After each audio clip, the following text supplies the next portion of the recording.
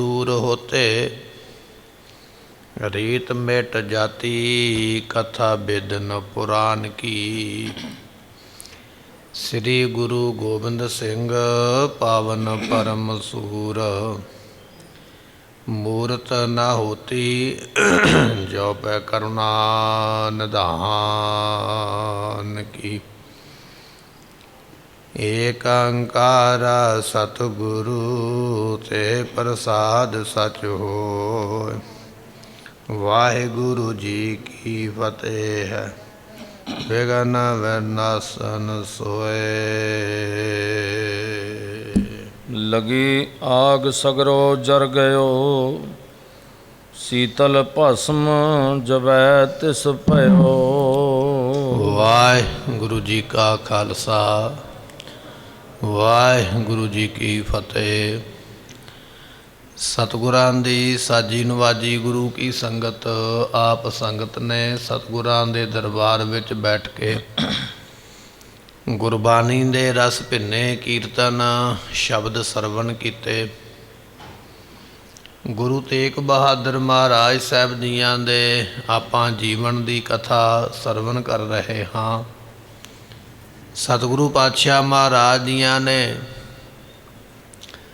मसंदां दी परख करन वास्ते एक बड़ी सोहनी पालकी बनाई है। 700 तोला सोना जिहड़ा उस पालकी नूं लाया, 700 तोले। हाथी दंद की कढ़ाई इस पालकी दे उपर कराई है। इस पालकी दीयां कुंडियां जिहड़ियां लगियां होईयां ने वो सोने ते चांदी दीयां। कहण तो भाव बड़ी महंगी बहुती माया ला के पालकी बनाई है। 700 तोला बहुत वड्डा सोना जां सोना खरीदण वास्ते वड्डी रकम लाई है। सतगुरु पातशाह दे कोल जदों मसंदा ने पालकी बना के लियांदी, कहण लगे महाराज जिन्ना सोना क्या उन्ना ला दिता, जिहो जी लकड़ कही है उहो जी लकड़ लाई है। हाथी दंद की कढ़ाई करवा के लैके आए। सतगुरां ने सारी संगत के सामने लकड़ां दा ढेर लवाया। लकड़ां दे ढेर नूं अग ला के उपरों पालकी रख दिती है। संगत विचों बहुते बंदे हैरान हो गए, इन्नी महंगी पालकी इन्ना सोना ला के बनाई है तो अग विच क्यों साड़दे पए। कईयां ने जाके माता नानकी जी नूं भी आख्या, कहण लगे माता जी तुहाडे पोतरे ने बड़े महंगे मुल दी हज़ारां रुपये लगे जिस पालकी दे उपर वो पालकी अग विच रख के साड़ दिती है। माता नानकी जी कहण लगे उन्हां दी मौज है, जिवें वो करदे साडा उहदे विच कोई शंका नहीं है, असीं नहीं कहांगे भी क्यों साड़ी है। इतिहास आपां पिछे सरवण कीता है। ये पालकी सड़दी पई है अग दे विच। हुण महाराज अगे की करनगे ये आपां सरवण करांगे। आओ मन टकाइए मिल के आखीए सतनाम श्री वाहिगुरु साहिब जी। लगी आग सगरो जर गयो, अग बलदी पई है, वड्डा लकड़ां दा ढेर है। उन्हां लकड़ां नूं बड़ी भयानक अग लगी है। अग लगण दे नाल जिथे लकड़ां सड़ गईयां उत्थे पालकी विच सड़ गई है। जिस पालकी नूं कहिंदे सी ना सोना लगा, हाथी दंद की कढ़ाई है, ये पालकी अग दे ढेर दे उपर सड़ गई है। शीतल भस्म जबै तिस भयो। थोड़ा समा जदों वो सवाह ठंडी हो गई ना, पानी पा के जां कुछ पा के सवाह ठंडी कीती, जदों वेखिया भी हुण सारा कुछ सड़ गया, बिल्कुल सवाह रह गई है, तो जदों थोड़े समय बाद सवाह ठंडी हो गई, अग ठंडी हो गई है। जितो हेम तिसते निकसायो। गोबिंद राय महाराज जी कहण लगे, दोवां सिखां नूं बुलाया, कहण लगे जिन्ना सोना है ना इस सवाह दे विच, क्योंकि 700 तोला सोना, जिन्ना सोना इस सवाह दे विच सारा छान के बाहर कढ के लियाओ। सारी सवाह चक लो, सवाह नूं छान के जिन्ना विच इहदे सोना सारा इस नूं बाहर कढना करो। कह सतगुर ने सर्व चुनायो। हुण सतगुरां दा हुक्म होया, सेवक छेती दे नाल दौड़ के गए, सवाह नूं छाणिया, सवाह नूं फरोलिया, जिन्ना विच सोना सी सारा उहदे विचों कढिया गया है। लीके जल में कीन पुखारन। सतगुरु पातशाह कहंदे इस सोने नूं हुण पानी दे नाल धोवो। ਸੋਨਾ ਸੜ ਗਿਆ, ਸਵਾਹ ਉਹਦੇ ਉੱਪਰ ਲੱਗ ਗਈ ਹੈ। ਇਸ ਸੋਨੇ ਨੂੰ ਪਾਣੀ ਦੇ ਨਾਲ ਧੋ ਕੇ ਸਾਫ਼ ਕਰਨਾ ਕਰੋ। ਨਿਕਟ ਅਨਾਇਓ ਕਰਿਓ ਨਿਹਾਰਨ। ਤੇ ਸਤਿਗੁਰੂ ਪਾਤਸ਼ਾਹ ਦੇ ਹੁਕਮ ਮੁਤਾਬਕ ਉਹ ਸੋਨਾ ਜਿਹੜਾ ਸਵਾਹ ਦੇ ਵਿੱਚੋਂ ਕੱਢਿਆ ਧੋਤਾ ਗਿਆ। ਧੋ ਕੇ ਮਹਾਰਾਜ ਦੇ ਫਿਰ ਕੋਲ ਲਿਆਂਦਾ ਗਿਆ। ਸਤਿਗੁਰਾਂ ਨੇ ਆਪਣੇ ਕੋਲ ਉਹ ਸੋਨਾ ਮੰਗਵਾਇਆ ਹੈ। ਦਾਸਨ ਕੇ ਕਰਮ ਹੈ ਉਚ ਪਾਏ। ਸਤਿਗੁਰੂ ਪਾਤਸ਼ਾਹ ਮਹਾਰਾਜ ਜੀ ਜਿਹੜੇ ਸੇਵਕ ਸਨ, ਸੇਵਾਦਾਰ, ਉਹਨਾਂ ਨੂੰ ਕਿਹਾ ਵੀ ਇਹ ਸੋਨਾ ਸਾਰਾ ਹੱਥਾਂ ਤੇ ਚੱਕ ਲਓ। ਹੱਥਾਂ ਦੇ ਵਿੱਚ ਚੁਕਾ ਕੇ ਸੇਵਾਦਾਰਾਂ ਨੂੰ ਉਹ ਜਿਹੜਾ ਸੋਨਾ ਅੱਗ ਦੇ ਵਿੱਚੋਂ ਨਿਕਲਿਆ ਹੈ, ਅੰਤਰ ਮਾਤਾ ਤੀਰ ਸਿਧਾਏ। ਜਿੱਥੇ ਮਾਤਾ ਨਾਨਕੀ ਜੀ ਬੈਠੇ ਸਨ ਉੱਥੇ ਚਲੇ ਗਿਆ। ਕਿਉਂਕਿ ਮਾਤਾ ਨਾਨਕੀ ਜੀ ਕਹਿੰਦੇ ਸਨ ਵੀ ਆਪਾਂ ਪਟਨਾ ਨੂੰ ਛੱਡ ਕੇ ਜਾਣਾ ਨਹੀਂ। ਸਤਿਗੁਰੂ ਕਹਿੰਦੇ ਸਨ ਆਪਾਂ ਪੰਜਾਬ ਚੱਲੀਏ। ਇੱਥੋਂ ਦੇ ਲੋਕ ਮੂੰਹ ਦੇ ਕੁਝ ਹੋਰ ਨੇ, ਇੱਥੋਂ ਦੇ ਲੋਕ ਮਨ ਦੇ ਕੁਝ ਹੋਰ ਨੇ। ਜਦੋਂ ਇਹਨਾਂ ਨੂੰ ਮਤਲਬ ਪੈਂਦਾ, ਲੋੜ ਪੈਂਦੀ ਹੈ, ਉਦੋਂ ਸਾਡੇ ਕੋਲ ਆਉਂਦੇ ਨੇ, ਅਰਦਾਸਾਂ ਕਰਦੇ ਨੇ। ਜਦੋਂ ਮਤਲਬ ਨਿਕਲ ਜਾਂਦਾ ਇਹਨਾਂ ਦੀ ਸੋਚ ਬਦਲ ਜਾਂਦੀ ਹੈ। ਮਾਤਾ ਜੀ ਇਹ ਲੋਕ ਖਰੇ ਨਹੀਂ, ਚੰਗੇ ਨਹੀਂ। ਤੇ ਮਾਤਾ ਨਾਨਕੀ ਜੀ ਨੇ ਆਖਿਆ ਪੁੱਤਰ ਜੇ ਤੁਹਾਨੂੰ ਇਹ ਸ਼ੱਕ ਪੈਂਦਾ ਨਾ ਵੀ ਇਹ ਲੋਕ ਚੰਗੇ ਨਹੀਂ, ਤੇ ਇਹਨਾਂ ਦੀ ਪਰਖ ਕਰ ਲਓ ਫਿਰ। ਤੇ ਜਦੋਂ ਪਰਖ ਦੀ ਗੱਲ ਕੀਤੀ ਤੇ ਫਿਰ ਮਹਾਰਾਜ ਨੇ ਇਹ ਕਹਿ ਕੇ ਪਾਲਕੀ ਬਣਵਾਈ। ਕਹਿਣ ਲੱਗੇ ਵੀ ਸੋਹਣੀ ਪਾਲਕੀ ਬਣਾਓ, 700 ਤੋਲਾ ਸੋਨਾ ਲਾਓ, ਹਾਥੀ ਦੰਦ ਦੀ ਕਢਾਈ ਕਰੋ। ਸਾਰਾ ਕੁਝ ਕੀਤਾ। ਹੁਣ ਪਾਲਕੀ ਨੂੰ ਅੱਗ ਵਿੱਚ ਸਾੜ ਦਿੱਤਾ। ਅੱਗ ਵਿੱਚ ਸਾੜਨ ਤੋਂ ਮਗਰੋਂ ਹੁਣ ਜਿੰਨਾ ਸੋਨਾ ਨਿਕਲਿਆ ਨਾ, ਕਿਉਂਕਿ ਮਾਤਾ ਜੀ ਕਹਿੰਦੇ ਸਨ ਨਾ ਵੀ ਆਪਾਂ ਪਟਨੇ ਤੋਂ ਜਾਣਾ ਨਹੀਂ। ਸਤਿਗੁਰੂ ਸੇਵਾਦਾਰਾਂ ਦੇ ਹੱਥ ਵਿੱਚ ਉਹ ਸੋਨਾ ਦੇ ਕੇ ਮਾਤਾ ਦੇ ਕੋਲ ਚਲੇ ਗਏ ਅੰਦਰ ਮਹਿਲਾਂ ਦੇ ਵਿੱਚ। ਜਾ ਕੇ ਕਹਿਣ ਲੱਗੇ ਹਨ ਧਰਿਓ ਸੋ ਜਾਏ ਨਾਨਕੀ ਪਾਸ। ਤੇ ਉਹ ਜਿਹੜਾ ਸੋਨਾ ਸੀ ਨਾ, ਸੇਵਾਦਾਰਾਂ ਨੇ ਜਾ ਕੇ ਮਾਤਾ ਨਾਨਕੀ ਜੀਆਂ ਦੇ ਸਾਹਮਣੇ, ਗੁਰੂ ਤੇਗ ਬਹਾਦਰ ਮਹਾਰਾਜ ਜੀਆਂ ਦੇ ਮਾਤਾ ਜੀ ਦੇ ਸਾਹਮਣੇ ਰੱਖਿਆ ਹੈ। ਵੱਡੋ ਮਸੰਦ ਬੁਲਾਕੀ ਦਾਸ। ਇਹਨਾਂ ਸਾਰਿਆਂ ਤੋਂ ਮਸੰਦਾਂ ਤੋਂ ਵੱਡਾ ਮਸੰਦ ਜਿਹੜਾ ਉਹਦਾ ਨਾਮ ਬਲਾਕੀ ਦਾਸ ਹੈ। ਇਸ ਕੀ ਇਹ ਕਰਤੂਤ ਨਿਹਾਰੋ। ਕਹਿਣ ਲੱਗੇ ਮਾਤਾ ਜੀ ਤੁਸੀਂ ਆਖਦੇ ਹੋ ਵੀ ਇੱਥੋਂ ਦੇ ਮਸੰਦ ਬੜੇ ਚੰਗੇ ਨੇ, ਤੁਸੀਂ ਆਖਦੇ ਹੋ ਇੱਥੋਂ ਦੇ ਲੋਕ ਬੜੇ ਚੰਗੇ ਨੇ। ਆ ਗੁਰੂ ਘਰ ਦਾ ਸਭ ਤੋਂ ਵੱਡਾ ਮਸੰਦ, ਜਿਸ ਨੂੰ ਪੂਰਾ ਅਸੀਂ ਢਾਕਾ ਦੇਸ਼ ਦਿੱਤਾ ਹੋਇਆ, ਪੂਰੇ ਢਾਕੇ ਦੀ ਬੰਗਾਲ ਦੀ ਸੰਗਤ ਜਿਹੜਾ ਸੰਭਾਲਦਾ, ਆ ਵੇਖੋ ਸਭ ਤੋਂ ਵੱਡੇ ਤੁਹਾਡੇ ਮਸੰਦ ਨੇ ਕਰਤੂਤ ਕੀ ਕੀਤੀ ਹੈ। ਇਹ ਪਾਲਕੀ ਉਹਨੇ ਬਣਾ ਕੇ ਭੇਜੀ ਹੈ ਨਾ। ਆਖਿਆ ਮਹਾਰਾਜ 700 ਤੋਲਾ ਸੋਨਾ ਲਾਇਆ। ਮਾਤਾ ਜੀ ਆ ਵੇਖੋ ਮਸੰਦ ਨੇ ਕੀ ਕਰਤੂਤ ਕੀਤੀ ਹੈ। ਜਿਸ ਤਾਰੀਫ ਕੋ ਆਪ ਉਚਾਰੋ। ਜਿਸ ਦੀ ਤੁਸੀਂ ਤਾਰੀਫ ਕਰਦੇ ਸੀ ਵੀ ਇਹ ਤੇ ਮਸੰਦ ਚੰਗਾ ਬੜਾ, ਇਹ ਤੇ ਜਥੇਦਾਰ ਬੜਾ ਚੰਗਾ, ਇਹ ਤੇ ਬੜਾ ਸੰਗਤ ਨੂੰ ਸਾਂਭਦਾ। ਸਤਿਗੁਰੂ ਇਹ ਆਪਣੇ ਨਾਲ ਬੜਾ ਪਿਆਰ ਕਰਦਾ, ਤੁਸੀਂ ਦਿਨੇ ਰਾਤ ਉਹਦੀ ਤਾਰੀਫ ਕਰਦੇ ਸੀ। ਆ ਵੇਖੋ ਉਸਨੇ ਕੀ ਕੀਤਾ ਹੈ। ਵੱਡ ਸ਼ਰਧਾਲੂ ਪੂਰਬ ਤੇ ਦੇਸ਼। ਤੁਸੀਂ ਇਹ ਵੀ ਆਖਦੇ ਸੀ ਵੀ ਇਹ ਪੂਰਬ ਦਾ ਦੇਸ਼ ਬੜਾ ਸ਼ਰਧਾਲੂ ਹੈ ਗੁਰੂ ਘਰ ਦਾ, ਤੇ ਆਹ ਵੇਖ ਲਓ ਸ਼ਰਧਾ ਵਾਲਿਆਂ ਨੇ ਕੀ ਕੀਤਾ। ਤੁਸੀਂ ਕਹਿੰਦੇ ਸੀ ਵੀ ਇੱਥੋਂ ਦੇ ਲੋਕ ਬੜੇ ਸ਼ਰਧਾ ਵਾਲੇ ਨੇ, ਬੜੇ ਦਾਨੀ ਨੇ, ਇੱਥੋਂ ਦੇ ਮਸੰਦ ਬੜੇ ਚੰਗੇ ਨੇ, ਗੁਰੂ ਘਰ ਦੀ ਸੇਵਾ ਕਰਦੇ। ਆ ਵੇਖੋ ਇਹਨਾਂ ਮਸੰਦਾਂ ਦਾ ਹਾਲ, ਆ ਵੇਖੋ ਇਹਨਾਂ ਲੋਕਾਂ ਦਾ ਹਾਲ। ਇਸ ਤਰ੍ਹਾਂ ਆ ਕੇ ਦੇਖੋ ਤਿਨ ਕੇ ਕਪਟ ਵਿਸ਼ੇਸ਼। ਇਹਨਾਂ ਦਾ ਕਪਟ ਵੇਖੋ, ਜਿਹੜਾ ਇਹਨਾਂ ਨੇ ਸਾਡੇ ਨਾਲ ਛਲ ਕੀਤਾ ਨਾ, ਇਹਨਾਂ ਦਾ ਛਲ ਵੇਖਣਾ ਕਰੋ। ਦਸਮ ਅੰਸ਼ ਕੰਚਨ ਇਸਮਾਹੀ। ਇਹ ਅਸੀਂ ਆਖਿਆ ਸੀ 700 ਤੋਲਾ ਸੋਨਾ ਲਾਉਣਾ। ਇਹਨਾਂ ਨੇ ਸਾਨੂੰ ਲਿਖ ਕੇ ਭੇਜਿਆ ਮਹਾਰਾਜ 700 ਤੋਲਾ ਸੋਨਾ ਲਾ ਦਿੱਤਾ, ਪਰ ਜਿੰਨਾ ਸੋਨਾ ਵਿੱਚੋਂ ਨਿਕਲਿਆ ਇਹ 700 ਤੋਲੇ ਸੋਨੇ ਦਾ 10ਵਾਂ ਹਿੱਸਾ ਨਿਕਲਿਆ। 9 ਹਿੱਸੇ ਵਿੱਚੋਂ ਖਾ ਹੀ ਗਏ। ਤੁਸੀਂ ਆਖਦੇ ਹੋ ਚੰਗੇ ਬੜੇ ਨੇ, ਇਹ ਆਗਿਆਕਾਰੀ ਨੇ, ਇਹ ਬੜੇ ਸੇਵਾਦਾਰ ਨੇ, ਗੁਰੂ ਘਰ ਦਾ ਬੜਾ ਖਿਆਲ ਰੱਖਦੇ, ਗੁਰੂ ਪਰਿਵਾਰ ਦੀ ਬੜੀ ਸੇਵਾ ਕਰਦੇ। ਆ ਸੇਵਾ ਕਰਨ ਵਾਲਿਆਂ ਦੀ ਕਰਤੂਤ ਵੇਖੋ। 700 ਤੋਲੇ ਦਾ 9 ਹਿੱਸੇ ਖਾ ਗਏ, ਇੱਕ ਹਿੱਸਾ ਹੀ ਲਾ ਕੇ ਪਾਲਕੀ ਨੂੰ ਭੇਜਿਆ ਤੇ ਆਖਿਆ 10ਵੇਂ ਪਾਤਸ਼ਾਹ ਅਸੀਂ 700 ਤੋਲਾ ਲਾ ਕੇ ਸੋਨਾ ਤੁਹਾਡੀ ਪਾਲਕੀ ਤਿਆਰ ਕਰਾਈ ਹੈ। ਜੇ 700 ਤੋਲਾ ਸੋਨਾ ਲੱਗਾ ਤੇ ਕਿੱਧਰ ਚਲਾ ਗਿਆ? 9 ਹਿੱਸੇ ਕਿੱਧਰ ਚਲੇ ਗਏ? ਇਹ ਤੇ ਕੇਵਲ ਇੱਕੋ ਹਿੱਸਾ ਹੀ ਰਹਿ ਗਿਆ ਹੈ। ਸਤਿਗੁਰੂ ਇਸ ਤਰ੍ਹਾਂ ਆਖਦੇ ਹਨ। ਤਾਂਬਾ ਅਪਰ ਕਰਾਇਓ ਤਾਹੀ। ਤੇ ਸਤਿਗੁਰੂ ਪਾਤਸ਼ਾਹ ਕਹਿੰਦੇ ਸਾਡੇ ਅੱਖਾਂ ਵਿੱਚ ਘਟਾ ਪਾਉਣ ਵਾਸਤੇ ਸੋਨੇ ਦੀ ਥਾਂ ਤੇ ਤਾਂਬਾ ਲਾ ਦਿੱਤਾ। ਸੋਨੇ ਦੀ ਥਾਂ ਤੇ ਵਿੱਚ ਪਿੱਤਲ ਦੀ ਮਿਲਾਵਟ ਕਰਾ ਦਿੱਤੀ। ਪਿੱਤਲ ਲਾ ਦਿਓ ਵਿੱਚ, ਕੁਝ ਤਾਂਬਾ ਲਾ ਦਿਓ, ਕੁਝ ਵਿੱਚ ਸੋਨਾ ਪਾ ਦਿਓ।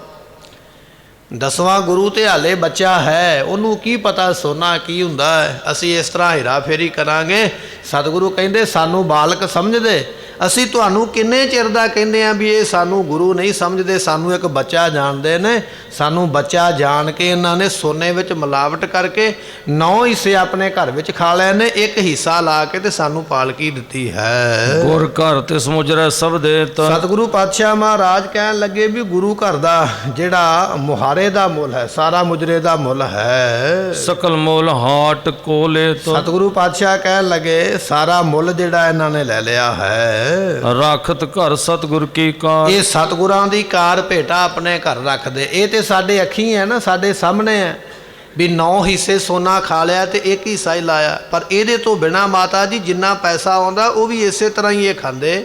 ਜੇ 1000 ਰੁਪਈਆ ਆਉਂਦਾ ਤੇ 100 ਰੁਪਈਆ ਗੁਰੂ ਨੂੰ ਦਿੰਦੇ, 900 ਰੁਪਈਆ ਤੇ ਆਪ ਖਾ ਜਾਂਦੇ। ਹੁਣ 700 ਤੋਲੇ ਦੀ ਪਰਚੀ ਬਣਾ ਕੇ ਭੇਜ ਦਿੱਤੀ ਹੈ, ਮਹਾਰਾਜ ਤੁਹਾਡੀ ਸੰਗਤ ਦੀ ਮਾਇਆ ਅਸੀਂ ਸਾਰੀ ਖਰਚਤੀ ਹੈ, 700 ਤੋਲਾ ਸੋਨਾ ਲਾ ਦਿੱਤਾ ਤੇ ਉਹ ਪਰਚੀ ਬਣਾ ਕੇ ਤੇ ਸਾਨੂੰ ਭੇਜੀ ਹੈ, ਪਰ ਲਾਇਆ ਇੱਕ ਹਿੱਸਾ ਹੀ ਹੈ, 9 ਹਿੱਸੇ ਖਾ ਲਏ।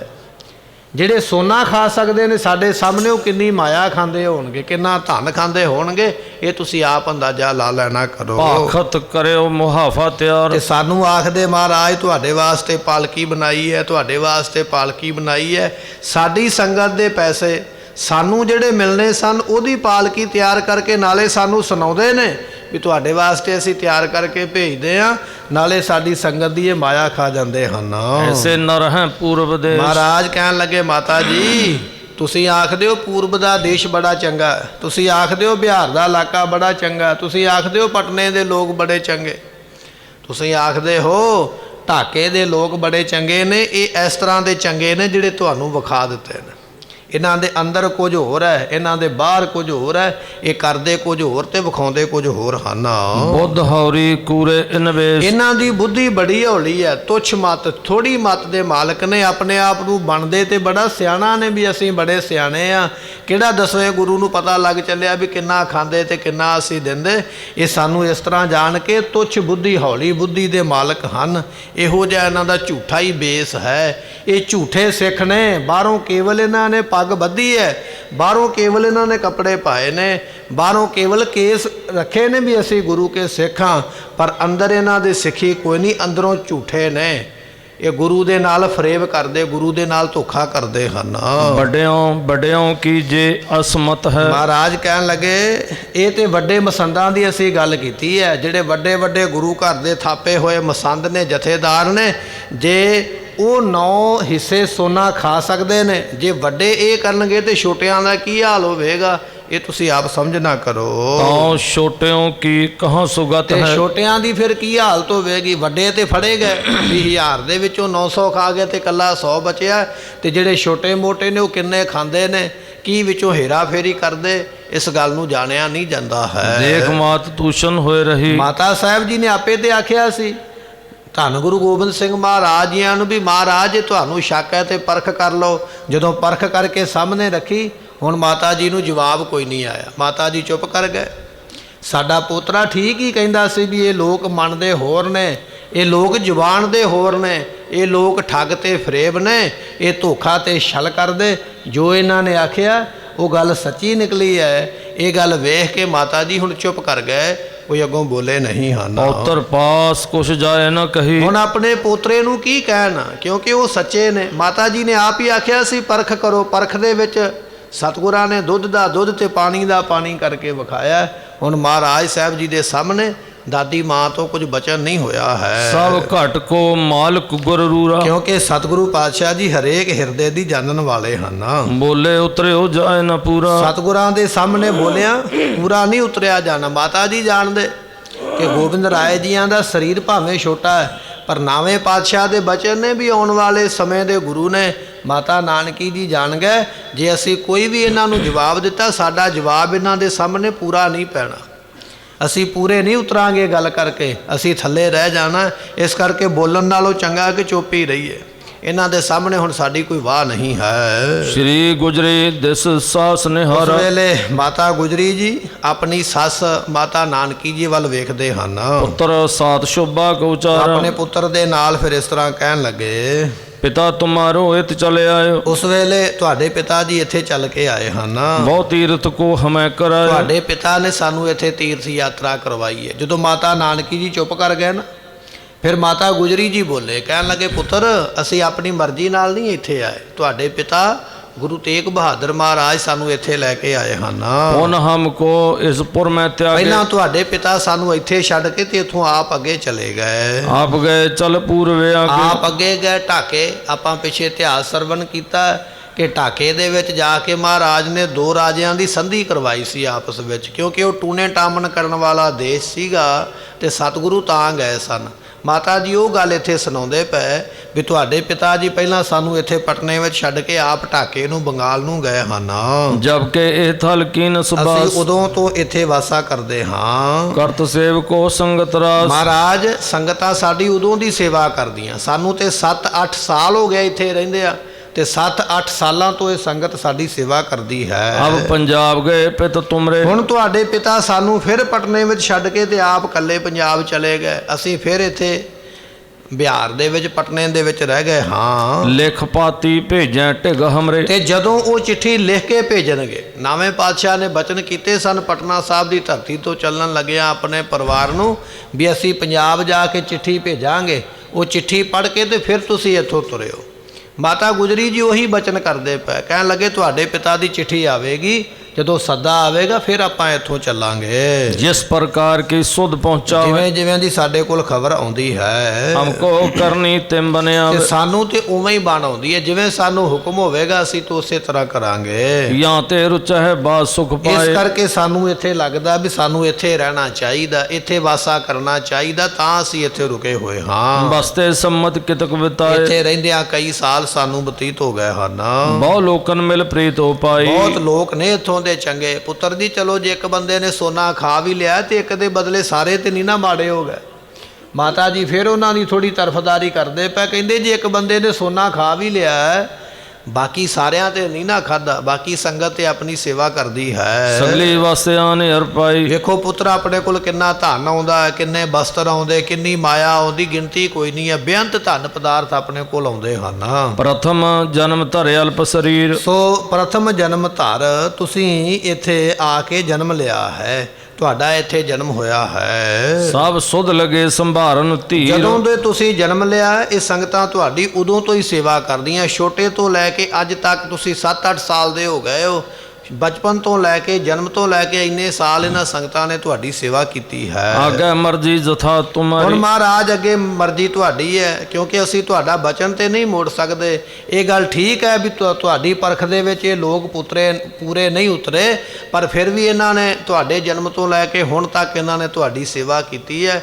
ਬਾਕੀ ਅੱਗੇ ਜਿਵੇਂ ਤੁਹਾਡੀ ਮਰਜ਼ੀ ਹੈ ਤੁਸੀਂ ਉਸੇ ਤਰ੍ਹਾਂ ਕਰਨਾ ਕਰੋ। क्यों बरतेंगे होए अनुसारी, ਅਸੀਂ ਤੇ ਤੁਹਾਡੇ ਕਹਿਣੇ ਵਿੱਚ ਆ। ਮਾਤਾ ਗੁਜਰੀ ਜੀ ਕਹਿ ਰਹੇ ਪੁੱਤਰ ਅਸੀਂ ਤੇ ਜਿਵੇਂ ਤੁਸੀਂ ਕਹੋਗੇ ਉਸੇ ਤਰ੍ਹਾਂ ਹੀ ਕਰਾਂਗੇ। सुनत माते गुरु उचारी, ਉਸ ਵੇਲੇ ਸਤਿਗੁਰਾਂ ਨੇ ਸੁਣੇ ਨਾ ਬਚਨ ਗੋਬਿੰਦ ਰਾਏ ਜੀਆਂ ਨੇ, ਸੁਣ ਕੇ ਆਪਣੀ ਮਾਤਾ ਤੋਂ ਕਹਿਣ ਲੱਗੇ ਹਨ, मदर देश सिखी है भारी, ਮਹਾਰਾਜ ਕਹਿੰਦੇ ਮਾਤਾ ਜੀ ਅਸੀਂ ਪੰਜਾਬ ਜਾਣ ਦੀ ਗੱਲ ਤਾਂ ਕਰਦੇ ਆ, ਉੱਥੇ ਸਾਡੇ ਵੱਡੇ ਵਡੇਰਿਆਂ ਦੀ ਸਿੱਖੀ ਹੈ। ਇੱਥੇ ਤੇ ਕੁਝ ਇਲਾਕਾ ਹੀ ਸੰਗਤਾਂ ਦਾ, ਉੱਥੇ ਸਾਰਾ ਪੰਜਾਬ ਹੀ ਸਿੱਖੀ ਦੇ ਨਾਲ ਭਰਿਆ ਹੋਇਆ ਹੈ। ਮਾਤਾ ਜੀ ਉੱਥੇ ਅਸੀਂ ਜਾ ਕੇ ਕਈ ਕੰਮ ਕਰਨੇ ਨੇ ਜਿਹੜੇ ਇੱਥੇ ਬੈਠਿਆ ਨਹੀਂ ਕਰ ਸਕਦੇ, ਇਸ ਕਰਕੇ ਅਸੀਂ ਪੰਜਾਬ ਜਾਣ ਵਾਸਤੇ ਆਖਦੇ ਹਾਂ। सकल गुरन तह बासा कीने, ਉੱਥੇ ਸਾਰਿਆਂ ਗੁਰਾਂ ਨੇ, ਗੁਰੂ ਨਾਨਕ ਸਾਹਿਬ ਤੋਂ ਲੈ ਕੇ ਗੁਰੂ ਤੇਗ ਬਹਾਦਰ ਪਾਤਸ਼ਾਹ ਤੱਕ ਜਿੰਨੇ ਗੁਰੂ ਸਾਹਿਬਾਨ ਨੇ ਸਾਰਿਆਂ ਨੇ ਪੰਜਾਬ ਦੇ ਵਿੱਚ ਰਹਿ ਕੇ ਆਪਣਾ ਸਮਾਂ ਬਤੀਤ ਕੀਤਾ ਹੈ। अपने पुर तीर्थ रच दीने, ਆਪਣੇ ਆਪਣੇ ਪਿੰਡਾਂ ਵਿੱਚ ਤੀਰਥ ਰਚੇ। ਧੰਨ ਗੁਰੂ ਨਾਨਕ ਸਾਹਿਬ ਪਾਤਸ਼ਾਹ ਨੇ ਕਰਤਾਰਪੁਰ ਦੇ ਵਿੱਚ, ਗੁਰੂ ਅੰਗਦ ਸਾਹਿਬ ਮਹਾਰਾਜ ਜੀਆਂ ਨੇ ਖਡੂਰ ਸਾਹਿਬ ਦੇ ਵਿੱਚ, ਧੰਨ ਗੁਰੂ ਅਮਰਦਾਸ ਮਹਾਰਾਜ ਜੀਆਂ ਨੇ ਗੋਇੰਦਵਾਲ ਦੇ ਵਿੱਚ, ਧੰਨ ਗੁਰੂ ਰਾਮਦਾਸ ਪਾਤਸ਼ਾਹ ਮਹਾਰਾਜ ਸਾਹਿਬ ਜੀਆਂ ਨੇ ਅੰਮ੍ਰਿਤਸਰ ਅਤੇ ਗੁਰੂ ਅਰਜਨ ਸਾਹਿਬ ਪਾਤਸ਼ਾਹ ਨੇ ਤਰਨਤਾਰਨ, ਗੁਰੂ ਹਰਗੋਬਿੰਦ ਮਹਾਰਾਜ ਜੀਆਂ ਨੇ ਸ੍ਰੀ ਹਰਗੋਬਿੰਦਪੁਰਾ, ਗੁਰੂ ਹਰਿਰਾਏ ਸਾਹਿਬ ਦੇ ਪਿਤਾ ਨੇ ਕੀਰਤਪੁਰ ਸਾਹਿਬ, ਅਤੇ ਇਸੇ ਤਰ੍ਹਾਂ ਧੰਨ ਗੁਰੂ ਤੇਗ ਬਹਾਦਰ ਮਹਾਰਾਜ ਜੀਆਂ ਨੇ ਆਨੰਦਪੁਰ ਸਾਹਿਬ। ਸਾਰਿਆਂ ਗੁਰਾਂ ਨੇ ਵੱਖ-ਵੱਖ ਥਾਵਾਂ ਤੇ ਆਪੋ ਆਪਣੇ ਨਗਰ ਵਸਾਉਣਾ ਕੀਤੇ ਹਨ। किसी देश ते सैन बनाई, ਤੇ ਇਸੇ ਤਰ੍ਹਾਂ ਹੀ ਸਾਰੇ ਦੇਸ਼ਾਂ ਤੋਂ ਇਕੱਠੇ ਕਰਕੇ ਫੌਜ ਬਣਾਈ ਹੈ। दिल्ली पत स्यों कीन लड़ाई, ਦਿੱਲੀ ਦੇ ਪਤੀ ਸ਼ਾਹ ਜਹਾਨ ਬਾਦਸ਼ਾਹ ਦੇ ਨਾਲ ਸਾਡੇ ਦਾਦਾ ਗੁਰੂ ਹਰਗੋਬਿੰਦ ਪਾਤਸ਼ਾਹ ਨੇ ਜੰਗ ਵੀ ਕੀਤੇ ਹਨ। केतक सिख भाव धर रहे, ਤੇ ਕਈ ਸਿੱਖ ਉੱਥੇ ਭਾਵਨਾ ਧਾਰ ਕੇ ਫੌਜ ਦੇ ਵਿੱਚ, ਜਿਹੜੀ ਗੁਰੂ ਹਰਗੋਬਿੰਦ ਪਾਤਸ਼ਾਹ ਦੀ ਫੌਜ ਹੈ ਨਾ, ਕੁਝ ਸਿੱਖ ਪ੍ਰੇਮੀ ਸਨ ਜਿਹੜੇ ਬਿਨਾਂ ਪੈਸਿਆਂ ਤੋਂ ਨੌਕਰੀ ਕਰਦੇ ਸਨ, ਕੇਵਲ ਪ੍ਰੇਮ ਗੁਰੂ ਦਾ ਹੁਕਮ ਜਾਣ ਕੇ, ਗੁਰੂ ਦੀ ਸੇਵਾ ਜਾਣ ਕੇ। ਕੁਝ ਫੌਜੀ ਮਹਾਰਾਜ ਦੇ ਉਹ ਸਨ ਜਿਹੜੇ ਬਿਨਾਂ ਪੈਸੇ ਤੋਂ, ਬਿਨਾਂ ਤਨਖਾਹ ਤੋਂ ਗੁਰੂ ਦੇ ਲੇਖੇ ਤਨ ਮਨ ਲਾ ਕੇ ਸੇਵਾ ਕਰਦੇ ਹਨ। ਕਿਨਹੁ ਨੌਕਰੀ ਗੁਰ ਘਰ ਲਹੇ। ਤੇ ਕਈਆਂ ਨੇ ਆਖਿਆ ਮਹਾਰਾਜ ਅਸੀਂ ਨੌਕਰੀ ਕਰਕੇ ਪੈਸੇ ਲਵਾਂਗੇ। ਕੁਝ ਮਹਾਰਾਜ ਦੀ ਫੌਜ ਦੇ ਵਿੱਚ ਪੈਸੇ ਲੈ ਕੇ ਨੌਕਰੀ ਕਰਨ ਵਾਲੇ ਲੋਕ ਸਨ।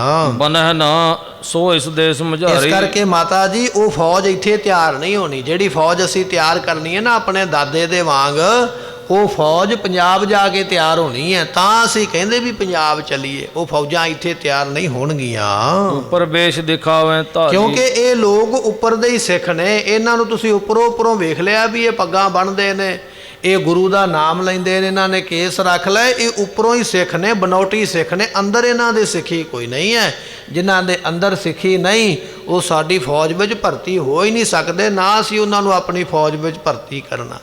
ਅਸੀਂ ਤੇ ਬਚਨ ਹੀ ਕੀਤੇ ਨੇ, ਜੋ ਤੋ ਪ੍ਰੇਮ ਖਿਲਨ ਕਾ ਚਾਓ, ਸਿਰ ਧਰ ਤਲੀ ਗਲੀ ਮੇਰੀ ਆਓ, ਇਤ ਮਾਰਗ ਪੈਰ ਧਰੀਜੈ ਸਿਰ ਦੀਜੈ ਕਾਨ ਨਾ ਕੀਜੈ। ਅਸੀਂ ਇਹੋ ਜੀ ਫੌਜ ਤਿਆਰ ਕਰਨੀ ਹੈ। ਸਿਰ ਦੇਣਾ ਮਨਜ਼ੂਰ ਹੈ ਪਰ ਦਗਾ ਦੇਣਾ ਮਨਜ਼ੂਰ ਨਹੀਂ ਹੈ ਸਾਨੂੰ। ਤੇ ਇੱਥੋਂ ਦੇ ਲੋਕ ਤੇ ਪਾਲਕੀ ਬਣਾ ਕੇ ਭੇਜਦੇ ਤੇ 9 ਹਿੱਸੇ ਸੋਨਾ ਹੀ ਖਾ ਜਾਂਦੇ ਤੇ 1 ਹਿੱਸਾ ਗੁਰੂ ਨੂੰ ਦਿੰਦੇ ਨੇ। ਜਿਹੜੇ ਲੋਕ ਪਾਲਕੀ ਦਾ ਸੋਨਾ ਖਾ ਗਏ ਉਹਨਾਂ ਲੋਕਾਂ ਨੇ ਗੁਰੂ ਵਾਸਤੇ ਸ਼ਹਾਦਤ ਕਿੱਥੋਂ ਦੇ ਦੇਣੀ ਹੈ? ਉਹਨਾਂ ਨੇ ਧਰਮ ਦੇ ਵਾਸਤੇ ਕੁਰਬਾਨੀ ਕਿੱਥੋਂ ਕਰ ਲੈਣੀ ਹੈ? ਇਸ ਕਰਕੇ ਸਾਨੂੰ ਇਹੋ ਜਿਹੇ ਕੱਚੇ ਲੋਕਾਂ ਦੀ ਲੋੜ ਨਹੀਂ। ਅਸੀਂ ਤਾਂ ਪੰਜਾਬ ਜਾਣਾ ਚਾਹੁੰਦੇ ਹਾਂ ਕਿ ਉੱਥੋਂ ਦੇ ਲੋਕ ਪ੍ਰੇਮੀ ਨੇ, ਨੇਮੀ ਨੇ, ਗੁਰੂ ਵਾਸਤੇ ਆਪਾਂ ਕੁਰਬਾਨ ਕਰਨ ਵਾਲੇ ਹਨ। ਜਬ ਗੁਰ ਕੋ ਕਿਮ ਕਾਰਜ ਬਨੇ। ਤੇ ਜੇ ਲੋਕ ਹੀ ਝੂਠੇ ਹੋਏ, ਬਾਹਰੋਂ ਹੋਰ ਤੇ ਅੰਦਰੋਂ ਹੋਰ, ਤੇ ਫਿਰ ਗੁਰੂ ਦਾ ਕੰਮ ਕਿਵੇਂ ਹੋਵੇਗਾ? ਗੁਰੂ ਦਾ ਕੰਮ ਇਹੋ ਜਿਹੇ ਝੂਠੇ ਲੋਕਾਂ ਦੇ ਆਸਰੇ ਬਿਲਕੁਲ ਨਹੀਂ ਹੋ ਸਕਦਾ ਹੈ। ਸਿੱਖੀ ਤਿਆਗੈ ਸ਼ਰਧਾ ਹਨੈ। ਇਹ ਲੋਕ ਤੇ ਜਦੋਂ ਮੁਸੀਬਤ ਪੈ ਗਈ ਇਹਨਾਂ ਤੇ ਸਿੱਖੀ ਛੱਡ ਦੇਣੀ ਹੈ। ਹੁਣ ਤੇ ਇਹਨਾਂ ਨੂੰ ਗੁਰੂ ਘਰੋਂ ਮਿਲਦਾ ਪਿਆ ਪ੍ਰਸ਼ਾਦਾ ਪਾਣੀ, ਹੋਰ ਵਸਤੂਆਂ ਮਿਲਦੀਆਂ, ਤੇ ਕਹਿੰਦੇ ਗੁਰੂ ਜੀ ਅਸੀਂ ਤੁਹਾਡੇ ਸਿੱਖ ਹਾਂ। ਰੱਬ ਨਾ ਕਰੇ ਕੱਲ ਨੂੰ ਮੁਸੀਬਤ ਪੈ ਗਈ, ਇਹਨਾਂ ਨੇ ਛਾਲ ਮਾਰ ਕੇ ਦੂਜੇ ਬੰਨੇ ਹੋ ਜਾਣਾ ਵੀ ਅਸੀਂ ਤੇ ਗੁਰੂ ਨੂੰ ਜਾਣਦੇ ਨਹੀਂ। ਫਿਰ ਐਸੇ ਲੋਕਾਂ ਦੇ ਵਾਸਤੇ ਕਿਉਂ ਅਸੀਂ ਇੱਥੇ ਰੁਕੀਏ? ਤਾਂ ਅਸੀਂ ਆਖਦੇ ਹਾਂ ਪੰਜਾਬ ਚੱਲਣਾ ਕਰੀਏ। ਇਤਿਆਦਿਕ ਕਾਰਨ ਹੈ ਬ੍ਰਿੰਦ। ਇਤਿਆਦਿਕ ਕਈ ਕੰਮ ਨੇ। ਤਾਂ ਅਸੀਂ ਮਾਤਾ ਜੀ ਵਾਰ-ਵਾਰ ਕਹਿੰਦੇ ਵੀ ਪਟਨੇ ਨਹੀਂ ਪੰਜਾਬ ਜਾਣਾ ਹੈ। ਬਨਹਿ ਗਮਨ ਤਿਸ ਦੇਸ਼ ਬਿਲੋਂ। ਉਹ ਵੱਡਾ ਦੇਸ਼ ਹੈ ਪੰਜਾਬ। ਪੰਜਾਬ ਦੇ ਵਿੱਚ ਸਾਡੇ ਵੱਡੇ ਗੁਰਾਂ ਨੇ ਆਪਣਾ ਸਮਾਂ ਬਤੀਤ ਕੀਤਾ। ਅਸੀਂ ਆਪਣੇ ਗੁਰੂਆਂ ਦੇ ਸਥਾਨ ਤੇ, ਆਪਣੇ ਵੱਡਿਆਂ ਦੇ ਸਥਾਨ ਤੇ ਤਾਂ ਜਾਣ ਦੀ ਇੱਛਾ ਰੱਖਦੇ ਹਾਂ। ਸੁਧ ਪਟਨੇ ਪੁਰ ਮਹਿ ਬਿਸਤਰੀ। ਇਹ ਸਾਰੀ ਖਬਰ ਪਟਨੇ ਸ਼ਹਿਰ ਦੇ ਵਿੱਚ ਉਸੇ ਵੇਲੇ ਫੈਲ ਗਈ ਹੈ। ਚਾਹਤ ਸਤਿਗੁਰ ਤਿਆਰੀ ਕਰੀ। ਸੰਗਤਾਂ ਨੂੰ ਪਤਾ ਲੱਗ ਗਿਆ ਵੀ ਧੰਨ 10ਵੇਂ ਪਾਤਸ਼ਾਹ ਮਹਾਰਾਜ ਜੀ ਪਟਨੇ ਤੋਂ ਜਾਣ ਦੀ ਹੁਣ ਤਿਆਰੀ ਕਰਨ ਲੱਗੇ ਹਨ। ਮਦਰ ਦੇਸ਼ ਕੋ ਚਹਿਤ ਸਤਿਗੁਰੂ ਸਦਾਵਨ। ਪਾਤਸ਼ਾਹ ਮਹਾਰਾਜ ਜੀ ਪੰਜਾਬ ਦੀ ਧਰਤੀ ਨੂੰ ਜਾਣਾ ਚਾਹੁੰਦੇ ਨੇ। ਇਹ ਗੱਲ ਸਾਰੀਆਂ ਸੰਗਤਾਂ ਨੂੰ ਪਤਾ ਲੱਗ ਗਈ। ਜਿਤ ਗਮਨੈ ਤਿਤ ਕਰ ਹੈ ਪਾਵਨ। ਜਿੱਥੇ ਸਤਿਗੁਰੂ ਜਾਣਗੇ ਉੱਥੇ ਚਰਨ ਪਾ ਕੇ ਧਰਤੀ ਪਵਿੱਤਰ ਕਰ ਦੇਣਗੇ। ਸਤਿਗੁਰੂ ਅਜੇ ਚੱਲਣ ਲੱਗੇ ਨਹੀਂ, ਪਰ ਚੱਲਣ ਦੀ ਗੱਲਬਾਤ ਚੱਲਦੀ ਪਈ ਹੈ ਪਰਿਵਾਰ ਵਿੱਚ। ਇਹ ਗੱਲਬਾਤ ਜਿਹੜੀ ਹੈ ਲੋਕਾਂ ਨੂੰ, ਸੰਗਤਾਂ ਨੂੰ ਪਤਾ ਲੱਗ ਗਈ ਵੀ ਮਹਾਰਾਜ ਤੇ ਸਲਾਹ ਕਰਦੇ ਪਏ ਇੱਥੋਂ ਜਾਣ ਦੀ। ਸਤਿਗੁਰੂ ਪੰਜਾਬ ਜਾਣਾ ਚਾਹੁੰਦੇ।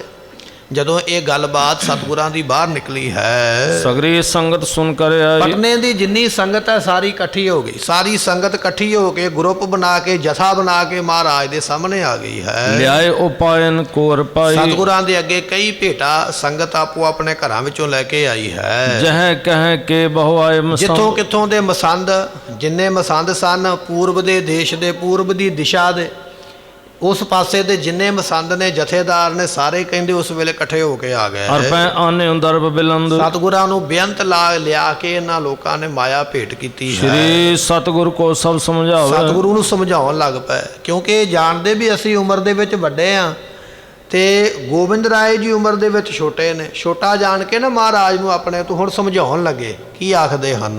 ਆਪਣੀ ਸੀਖ ਬਤਾਵੇ। ਆਪੋ ਆਪਣੀ ਸਿੱਖਿਆ ਦੇਣ ਲੱਗ ਪਏ ਮਹਾਰਾਜ ਨੂੰ ਆ ਕੇ। ਜਦੋਂ ਸਿੱਖ ਨੂੰ ਇਹ ਲੱਗ ਜਾਵੇ ਨਾ ਵੀ ਮੈਂ ਗੁਰੂ ਨਾਲੋਂ ਵੱਡਾ ਆ, ਤੇ ਫਿਰ ਪ੍ਰਾਪਤੀ ਨਹੀਂ ਹੁੰਦੀ, ਫਿਰ ਤੇ ਬੇੜਾ ਡੁੱਬਦਾ ਹੀ ਹੈ। ਇਹਨਾਂ ਨੂੰ ਇਹ ਹੋ ਗਿਆ ਵੀ ਅਸੀਂ ਗੁਰੂ ਨਾਲੋਂ ਵੱਡੇ ਆ, ਗੁਰੂ ਸਾਡੇ ਨਾਲੋਂ ਛੋਟਾ। ਮਹਾਰਾਜ ਨੂੰ ਸਿੱਖਿਆ ਦੇਣ ਲੱਗ ਪਿਆ। ਮਹਾਰਾਜ ਇਸ ਤਰ੍ਹਾਂ ਕਰਾਂਗੇ ਤੇ ਇਹ ਹੋਵੇਗਾ, ਇਸ ਤਰ੍ਹਾਂ ਕਰਾਂਗੇ ਤੇ ਇਹ ਹੋਵੇਗਾ। ਆਪੋ ਆਪਣੀਆਂ ਰਹਿ ਆਪੋ ਆਪਣੀ ਸਲਾਹ ਦਿੰਦੇ ਹਨ। ਗੁਰ ਜੀ ਇਹਾਂ ਬਾਸ ਸੁਖੇ ਕੁਝ ਰਹਾ। ਮਸੰਦ ਕਹਿਣ ਲੱਗ ਪਏ, ਕਹਿੰਦੇ ਮਹਾਰਾਜ ਜੀ ਇੱਥੇ ਹੀ ਰਹੋ, ਇੱਥੇ ਤੁਹਾਡਾ ਵਾਸਾ ਤੁਹਾਨੂੰ ਸੁਖ ਪ੍ਰਾਪਤ ਹੁੰਦਾ ਹੈ। ਸੰਗਤ ਬ੍ਰਿੰਦ ਮਿਲਾਪ ਬਿੜੇ ਬੇਅੰਤ ਸੰਗਤਾਂ ਇੱਥੇ ਤੁਹਾਡੇ ਨਾਲ ਮਿਲਾਪ ਕਰਨਾ ਚਾਹੁੰਦੀਆਂ, ਤੁਹਾਡੇ ਕੋਲ ਰਹਿੰਦੀਆਂ ਹਨ। ਕਿਸੂ ਵਸਤ ਕੀ ਕਮੀ ਨਾ ਹੋਈ। ਮਹਾਰਾਜ ਵੇਖੋ ਇੱਥੇ ਕਿਸੇ ਚੀਜ਼ ਦੀ ਕਮੀ ਨਹੀਂ ਹੈ। ਤੁਸੀਂ ਮੂੰਹੋਂ ਮਗਰੋਂ ਕਹਿੰਦੇ ਹੋ, ਸੰਗਤਾਂ ਪਹਿਲਾਂ ਉਹ ਚੀਜ਼ਾਂ ਲੈ ਕੇ ਤੁਹਾਡੇ ਕੋਲ ਆਉਂਦੀਆਂ ਹਨ। ਹਮ ਅਨੁਕੂਲੀ ਸਭ ਨਿਤ ਤੇ ਹੋਈ। ਸਤਿਗੁਰੂ ਪਾਤਸ਼ਾਹ ਅਸੀਂ ਤੁਹਾਡੇ ਹੁਕਮ ਦੇ ਵਿੱਚ ਆ, ਜਿਵੇਂ ਸਾਨੂੰ ਹੁਕਮ ਕਰਦੇ ਅਸੀਂ ਦਿਨੇ ਰਾਤ ਤੁਹਾਡੇ ਹੁਕਮ ਵਿੱਚ ਕੰਮ ਕਰਦੇ ਹਾਂ। ਹੁਕਮ ਆਪ ਕੋ ਹੋਵੇ ਜਿਵੇਂ ਜੈਸਾ ਜਿਵੇਂ ਮਹਾਰਾਜ ਤੁਹਾਡਾ ਹੁਕਮ ਹੁੰਦਾ ਹੈ ਹਮ ਕਰ ਸਕਹਿ ਤਤ ਛਿਨ ਜੈਸਾ। ਮਹਾਰਾਜ ਉਸੇ ਵੇਲੇ ਤੇ ਅਸੀਂ ਉਹ ਕੰਮ ਕਰਦੇ। ਤੁਸੀਂ ਕੰਮ ਕਹਿੰਦੇ ਹੋ ਅਸੀਂ ਝੱਟ ਕਰਦੇ ਹਾਂ। ਅਜੇ ਵੀ ਤੁਸੀਂ ਕਹਿੰਦੇ ਹੋ ਵੀ ਅਸੀਂ ਪਟਨੇ ਵਿੱਚ ਨਹੀਂ ਰਹਿਣਾ, ਅਜੇ ਵੀ ਆਖਦੇ ਹੋ ਵੀ ਪੰਜਾਬ ਜਾਣਾ।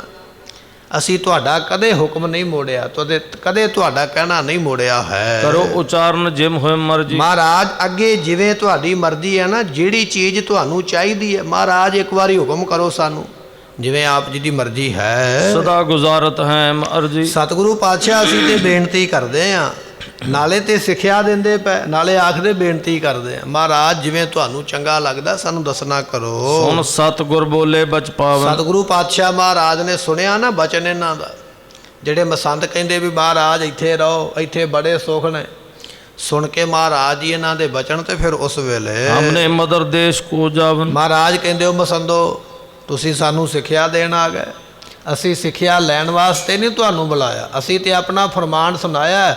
ਅਸੀਂ ਇੱਥੇ ਨਹੀਂ ਰਹਿਣਾ, ਅਸੀਂ ਤੇ ਪੰਜਾਬ ਹੀ ਜਾਣਾ, ਸਾਡਾ ਪੰਜਾਬ ਜਾਣ ਨੂੰ ਮਨ ਕਰਦਾ ਹੈ। ਬਹੁ ਕਾਰਜ ਤੇ ਠਾਮ ਬਸ ਕਰਨ। ਅਸੀਂ ਪੰਜਾਬ ਜਾ ਕੇ ਬੜੇ ਕੰਮ ਕਰਨੇ ਨੇ, ਸਾਡੇ ਮੋਢਿਆਂ ਦੇ ਉੱਪਰ ਕਈ ਕੰਮਾਂ ਦਾ ਭਾਰ ਹੈ, ਸਾਡੇ ਸਿਰ ਤੇ ਕਈ ਜ਼ਿੰਮੇਵਾਰੀਆਂ ਪ੍ਰਮਾਤਮਾ ਨੇ ਲਾਈਆਂ, ਜਿਹੜੀਆਂ ਜਾ ਕੇ ਅਸੀਂ ਉੱਥੇ ਪੂਰੀਆਂ ਕਰਨੀਆਂ ਹਨ। ਬਿਦਤ ਅਬਦਤ ਕਹਾਂ ਕੋ ਕਰਨੇ। ਉਹ ਗੱਲਾਂ ਕੁਝ ਛੁਪੀਆਂ ਨੇ ਤੇ ਕੁਝ ਪ੍ਰਗਟ ਨੇ। ਕੋਈ ਤੇ ਗੱਲਾਂ ਉਹ ਨੇ ਜਿਹੜੀਆਂ ਦੁਨੀਆ ਜਾਣਦੀ ਹੈ, ਜਾਂ ਅਸੀਂ ਦੱਸ ਵੀ ਦਿੰਦੇ ਆ ਵੀ ਆਪਾਂ ਭਾਈ ਅਗਲੇ ਸਾਲ ਆਹ ਕੰਮ ਕਰਾਂਗੇ।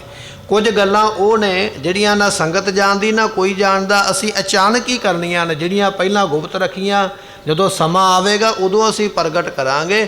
ਉਹ ਸਾਰੇ ਕੰਮ ਅਸੀਂ ਜਾ ਕੇ ਪੰਜਾਬ ਕਰਨੇ ਹਨ। ਨਿਸ਼ਚੈਨ ਕੋਰੇ ਦਾ ਗਮਨ ਮੈਂ। ਤੇ ਉਸ ਵੇਲੇ ਜਿਹੜੇ ਮਸੰਦ ਸਾਨੂੰ ਸਮਝ ਗਿਆ ਵੀ ਮਹਾਰਾਜ ਨੇ ਹੁਣ ਚਲੇ ਜਾਣਾ ਇਹਨਾਂ ਦਾ, ਤੇ ਬਸ ਹੁਣ ਜਾਣ ਦਾ ਹੀ ਖਿਆਲ ਹੈ। ਸਿੱਖ ਮਸੰਦਨ ਜਾਨੀ ਮਨ ਮੈਂ। ਉਸ ਵੇਲੇ ਸੰਗਤਾਂ ਸਿੱਖਾਂ ਤੇ ਮਸੰਦਾਂ ਨੇ ਇਹ ਗੱਲ ਜਾਣ ਲਈ ਵੀ ਮਹਾਰਾਜ ਹੁਣ ਰੁਕਣਗੇ ਨਹੀਂ, ਇਹਨਾਂ ਨੇ ਤੇ ਹੁਣ ਪੰਜਾਬ ਜਾਣਾ ਹੀ ਹੈ। ਪੂਛਨ ਹੋਏ ਕਛ ਨਾ ਬਖਾਨੀ। ਚੁੱਪ ਕਰ ਗਏ ਮਸੰਦ, ਮਹਾਰਾਜ ਦਾ ਵੇਖ ਕੇ ਨਾ ਰੁਖ, ਮਹਾਰਾਜ ਦਾ ਜਵਾਬ ਸੁਣ ਕੇ ਚੁੱਪ ਕਰ ਗਿਆ ਵੀ ਹੁਣ ਆਪਾਂ ਬੋਲਣਾ ਨਹੀਂ ਹੈ। ਗਮਨੇ ਸਦਨ ਬੰਦਨਾ ਠਾਨੀ। ਸਾਰੇ ਲੋਕ ਆਪੋ ਆਪਣੇ ਘਰਾਂ ਨੂੰ ਚਲੇ ਗਏ। ਜਗਤ ਸੇਠ ਪਟਨੇ ਪੁਰਵਾਸੀ। ਇੱਥੇ ਇੱਕ ਸੇਠ ਰਹਿੰਦਾ ਹੈ, ਇਸ ਦਾ ਨਾਮ ਹੈ ਜਗਤ। ਜਗਤ ਨਾਮ ਦਾ ਸੇਠ, ਜਗਤਾ ਸੇਠ ਇਸ ਨੂੰ ਕਹਿੰਦੇ। ਇਹ ਜਗਤ ਨਾਮ ਦਾ ਸੇਠ ਇੱਥੇ ਰਹਿੰਦਾ ਪਟਨੇ ਦੀ ਧਰਤੀ ਤੇ। ਜਦੋਂ ਉਹਨੂੰ ਪਤਾ ਲੱਗਾ ਨਾ ਸੇਠ ਜਗਤੇ ਨੂੰ ਵੀ ਮਹਾਰਾਜ ਚੱਲੇ ਹਨ, ਗੁਰ ਕੋ ਸੇਵਕ ਬਹੁਤ ਧਨ ਪਾਸੀ। ਇਹ ਗੁਰੂ ਦਾ ਸੇਵਕ ਸੀ ਤੇ ਬੜਾ ਧਨ ਵਾਲਾ, ਬੜਾ ਅਮੀਰ ਆਦਮੀ ਸੀ ਪਟਨੇ ਸਾਹਿਬ ਦੇ ਵਿੱਚ। ਜਗਤਾ ਸੇਠ ਇਸ ਦਾ ਨਾਮ ਹੈ। ਧਾਨੇ ਦੇ ਕੋਲ ਬੜਾ, ਮਾਇਆ ਬੜੀ ਹੈ। ਜਦੋਂ ਇਹਨੂੰ ਪਤਾ ਲੱਗਾ ਵੀ ਮਹਾਰਾਜ ਪਟਨਾ ਛੱਡ ਕੇ ਚੱਲੇ ਹਨ, ਗਮਨ ਗੁਰੂ ਕੋ ਨਚੈ ਭਇਓ। ਇਸ ਨੂੰ ਪਤਾ ਲੱਗ ਗਿਆ ਵੀ ਮਹਾਰਾਜ ਨੇ ਹੁਣ ਰਹਿਣਾ ਨਹੀਂ, ਸਤਿਗੁਰਾਂ ਨੇ ਹੁਣ ਚਲੇ ਹੀ ਜਾਣਾ। ਜਦੋਂ ਇਹ ਗੱਲ ਇਸ ਨੂੰ ਪਤਾ ਲੱਗੀ ਹੈ, ਜਬ ਐਸੇ ਸ਼ਰੋਨਨ ਸੁਨ ਲੈ। ਜਦੋਂ ਇਹਨੇ ਕੰਨਾਂ ਵਿੱਚ ਸੁਣਿਆ ਨਾ, ਕਿਸੇ ਦੇ ਕੋਲੋਂ ਖਬਰ ਮਿਲੀ ਵੀ ਮਹਾਰਾਜ ਚੱਲੇ ਨੇ, ਸਤਿਗੁਰਾਂ ਨੇ ਹੁਣ ਰਹਿਣਾ ਨਹੀਂ ਹੈ। ਲੈ ਮਿਸਠਾਨ ਰੁਚਰ ਪਕਵਾਨ। ਇਸ ਨੇ ਆਪਣੇ ਘਰੋਂ ਬੜੀ ਸੋਹਣੀ ਮਠਿਆਈ ਬਣਾਈ, ਬੜੇ ਸੋਹਣੇ ਖਾਣ ਵਾਲੇ ਜਿਹੜੇ ਪਦਾਰਥ ਨੇ ਉਹ ਤਿਆਰ ਕੀਤੇ ਹਨ। ਹਰੇ ਥਾਰ ਬਹੁਤ ਧਰ ਧਰ ਤੇ ਪਾਨ। ਕਹਿਣ ਲੱਗੇ ਵੀ ਵੱਡੇ ਵੱਡੇ ਥਾਲ ਇਸ ਨੇ ਮਠਿਆਈਆਂ ਦੇ ਭਰ ਲਏ, ਖਾਣ ਵਾਲੀਆਂ ਵਸਤੂਆਂ ਦੇ ਵੱਡੇ ਵੱਡੇ ਜਿਹੜੇ ਟੋਕਰੇ ਸਨ ਉਹ ਭਰ ਕੇ। ਤੇ ਉਸ ਵੇਲੇ ਫਿਰ ਸ੍ਰੀ ਸਤਿਗੁਰ ਕੇ ਟਿਕ ਚਲੇ ਆਏ। ਸਤਿਗੁਰਾਂ ਦੇ ਕੋਲ ਆ ਗਿਆ ਇਹ ਜਗਤਾ ਸੇਠ ਤੇ ਮਹਾਰਾਜ ਦੇ ਅੱਗੇ ਲਿਆ ਕੇ ਮਠਿਆਈ ਰੱਖੀ ਹੈ। ਹਾਥ ਜੋੜ ਕਰ ਸੀਸ ਨਿਵਾਏ। ਹੱਥ ਜੋੜ ਕੇ ਸਤਿਗੁਰਾਂ ਨੂੰ ਮੱਥਾ ਟੇਕ ਕੇ ਕਹਿਣ ਲੱਗਾ, ਦੋਨੋਂ ਮਾਤਨ ਕੋ ਕਰਨ ਨਮੋ। ਉਹਨਾਂ ਮਾਤਾ ਨੂੰ, ਮਾਤਾ ਗੁਜਰੀ ਤੇ ਮਾਤਾ ਨਾਨਕੀ ਜੀ ਨੂੰ ਵੀ ਮੱਥਾ ਟੇਕਿਆ ਹਾਥ ਹੈ। ਬੰਦ ਬੋਲਿਓ ਤਹ ਸਮੋ। ਹੱਥ ਜੋੜ ਕੇ ਜਗਤਾ ਸੇਠ ਜਿਹੜਾ ਨਾ ਜਗਤ ਸੇਠ ਕਹਿਣ ਲੱਗਾ ਹੈ, ਸ਼੍ਰੀ ਪ੍ਰਭ ਜਗ ਚ ਜੇਤ ਨੀ ਮਾਇਆ। ਮਹਾਰਾਜ ਇਹ ਜਿੰਨੀ ਸੰਸਾਰ ਦੀ ਮਾਇਆ ਹੈ। ਸੇਠ ਨੇ ਕੀ ਆਖਿਆ?